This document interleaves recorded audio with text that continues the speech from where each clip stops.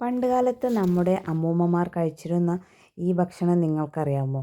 അതെ, ഇതാണ് നമ്മുടെ പഴങ്കഞ്ഞി. അപ്പോൾ ഇതെങ്ങനെ ഉണ്ടാക്കണമെന്ന് നോക്കിയാലോ? അതിനായിട്ടൊരു ചട്ടി എടുത്ത് ആദ്യം ഒരല്പം ഉപ്പ് ചേർത്ത് മുളക് നല്ലോണം ഒന്ന് ഉടച്ചെടുക്കാം. ഇനി അതുപോലെ ഒരു ചെറിയ ഉള്ളിയും നല്ലോണം അതിലിട്ട് ഉടച്ചെടുക്കാം.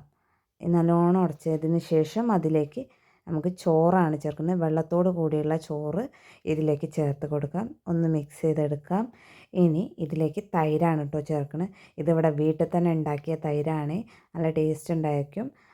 പിന്നെ ഒരു അലങ്കാരത്തിനായിട്ട് 2 ചെറിയ ഉള്ളി, ഒരു പച്ചമുളക് കൊണ്ട് ചേർത്ത് വെക്കാം. ഇനി ഇതിലേക്ക് തേങ്ങ, മാങ്ങ ഒക്കെ ഇട്ട് അരച്ച ചമ്മന്തി, മീൻ വറ്റിച്ചത്, നെല്ലിക്ക അച്ചാർ, പുളിയിഞ്ചി, ചാമ്പയ്ക്ക ഉപ്പിലിട്ടത്, 2 മീൻ വറുത്തത്, പിന്നെ ഒരു ആഡംബരത്തിനായിട്ട് ഒരു പപ്പടവും.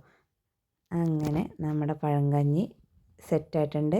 ഇനി ഇതെല്ലാം കൂടി കൂട്ടി കുഴച്ച് കഴിക്കണം കേട്ടോ. ഇതിൻ്റെ മുമ്പിൽ നമ്മളെ മന്തിയൊക്കെ മാറി നിൽക്കും. അത്രയും ടേസ്റ്റാണ്. ട്രൈ ചെയ്ത് നോക്കണം. ഈ ചൂട് കാലത്ത് ഏറ്റവും നല്ല ഭക്ഷണമാണ് കേട്ടോ. നമ്മളെ വയറിനെ തണുപ്പിക്കാനൊക്കെ അത്യുത്തമമാണ്.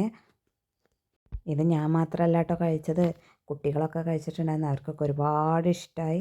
അവർ വീണ്ടും വീണ്ടും ചോദിച്ച് കഴിക്കുന്നുണ്ടായിരുന്നു. നിങ്ങൾക്ക് ഈ വീഡിയോയിൽ തന്നെ കാണാം, അവർ വീണ്ടും വീണ്ടും വന്ന് വാങ്ങി കഴിക്കുന്നത്. അവർക്കൊക്കെ ഒരുപാട് ഇഷ്ടമായൊരു ഭക്ഷണം കേട്ടോ.